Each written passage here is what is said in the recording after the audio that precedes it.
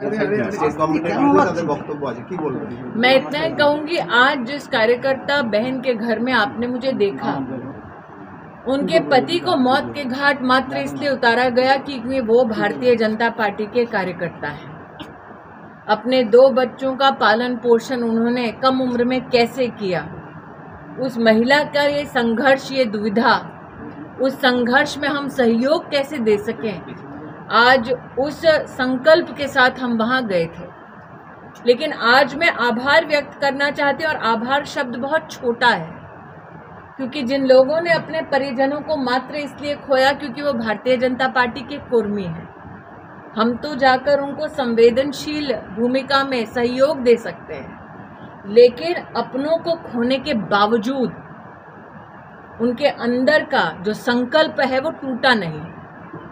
जिस महिला के साथ बैठकर आज मैंने उनके घर में भोजन किया हो, बौदी तो एकादशी उपवास छिलो, लेकिन मैंने बौदी से पूछा चुपचाप कि बौदी तुम्हार तो खूब कष्ट হয়েছে, তুমি কি বলতে চাও? उन्हीं আমায় বলেছে कि मेरे पति ने जिसके लिए जान गंवाई, वो पार्टी जब तक जीत ना जाए तब तक मेरे पति के प्राण जो गए हैं उनकी आत्मा को शांति नहीं मिलेगी। तो आज कम से कम ऐसी महिलाओं को, ऐसे परिवारों को मैं विशेष नतमस्तक होकर धन्यवाद देती हूँ। পরিসংখ্যান বলছে শাসক দলের বিভিন্ন দুর্নীতি থাকা সত্ত্বেও রাজ্যে কিন্তু ভোট বাক্সে তার কোনো প্রতিফলিত হচ্ছে না। আগামী পঞ্চায়েতে কি আদৌ কোনো প্রভাব পড়বে? मैं इतना ही कहूंगी कि जो सीटें विधानसभा की चुनाव में हमको प्राप्त हुई, टीएमसी का तो ये मानना था हमको उतनी सीटें भी नहीं आएंगी। पोस्ट पोल वायलेंस टीएमसी ने क्यों किया? क्योंकि वो भारतीय जनता पार्टी के प्रति बढ़ते जनादेश को देखकर अचंभित थे और वो दंडित करना चाहते थे उन कार्यकर्ताओं को, उन समर्थकों को जिन्होंने भारतीय जनता पार्टी को वो जीत उन विधानसभाओं में दिलवाई, अथवा जिन बूथों पर भारतीय जनता पार्टी मजबूती से लड़ी। लेकिन रात के अंधेरे में हमला कौन करता है? कायर। और टीएमसी के नेताओं ने बार बार अपने कायरपन का प्रमाण दिया है बंगाल की धरती पर। मैं इतना ही कहना चाहूंगी, भारतीय जनता पार्टी के कार्यकर्ताओं ने लोकतांत्रिक मर्यादाओं का पालन करके संविधान के संरक्षण में अब तक संघर्ष किया है, आगे भी करेंगे। अभी जो 99 में सत्ता पैसा कमाने के लिए प्राप्त करते हैं, हमारे लिए ये सेवा का मार्ग है।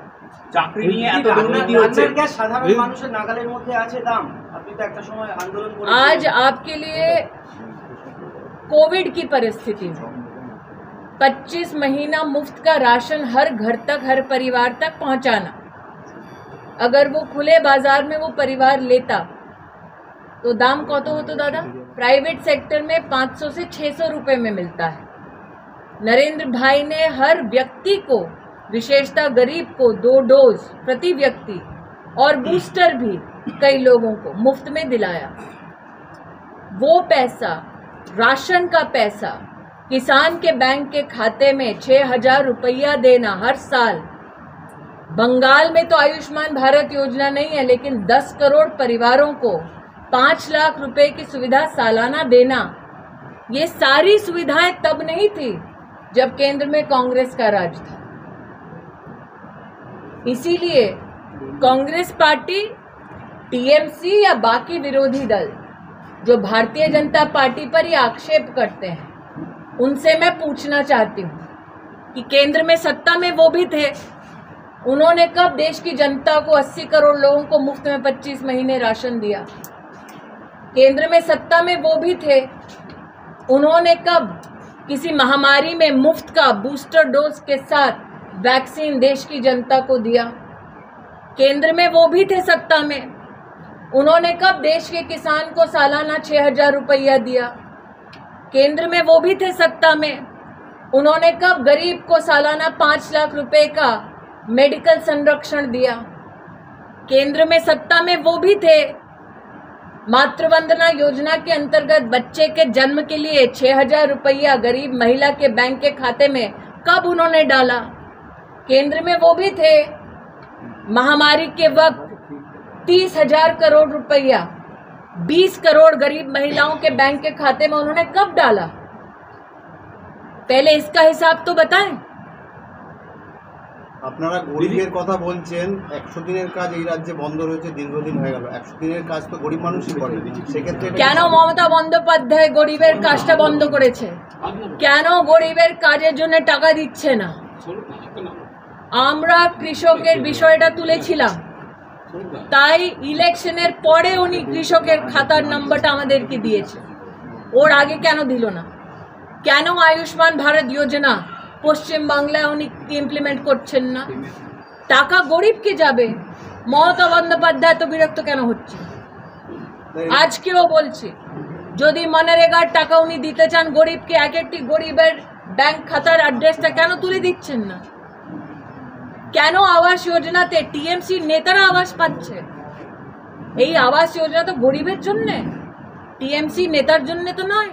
टीएमसी का ये घृणित कृत्य है कि माँ हो, शिशु हो, मानुष हो, हर निर्दोष को मौत के घाट उतारना टीएमसी के लिए अब एक पॉलिटिकल प्रैक्टिस सी बन चुकी है।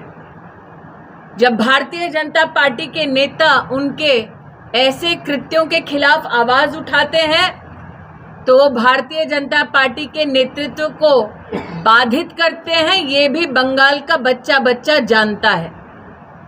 लेकिन ममता बंद्योपाध्याय की इस प्रकार की राजनीति और कितने दिन चलेगी ये हम भी देखेंगे। Siti Rani, Madam, from Aztec and India today.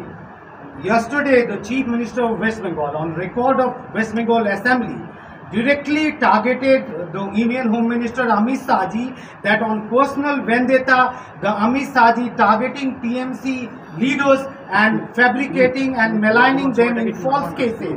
Even Suvendu अधिकारी को उन्होंने गणतंत्र की मर्यादा को लांघते हुए लीडर ऑपोजिशन तू मैं कहा है, इसके बारे में क्या बोलें? मर्यादाओं को लांघना ममता बंद्योपाध्याय का एक अभिन्न जीवन का अंग बन चुका है।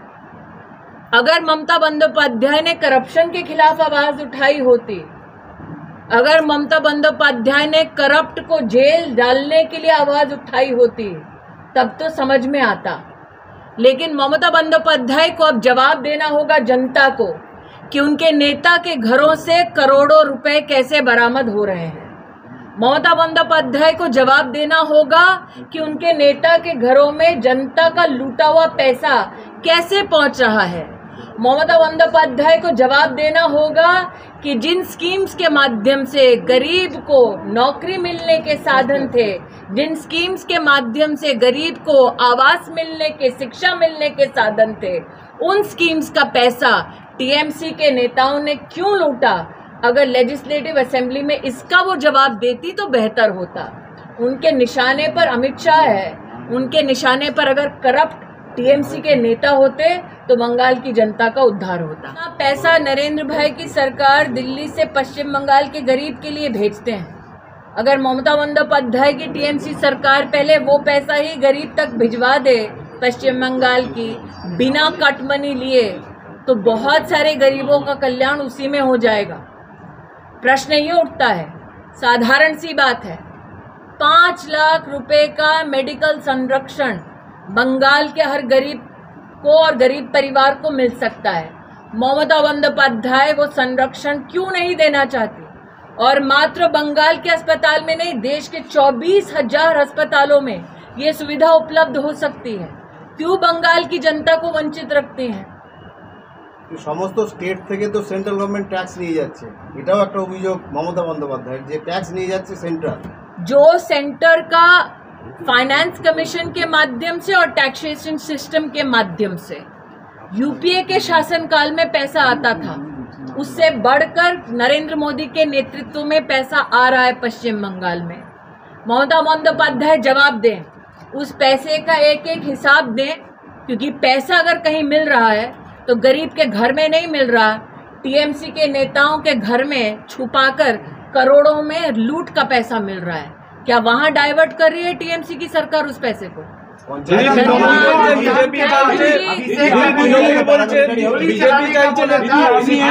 कार्यकर्ताओं पर गोली चलाई जाए। हम पहले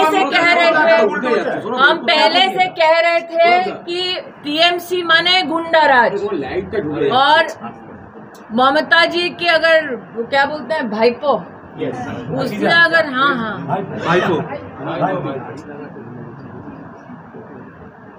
लोकतंत्र में संविधान की मर्यादा को छिन्न भिन्न करता हुआ ऐसा वक्तव्य इस बात का संकेत है कि इस प्रदेश में गुंडों का संरक्षण कौन कर रहा है। डरपोक धमकी देता है, जिसमें जिगर है वो संविधान की मर्यादा में रहकर संवैधानिक ढांचे की और परंपराओं का सम्मान करते हुए राजनीति करता है। धन्यवाद जी।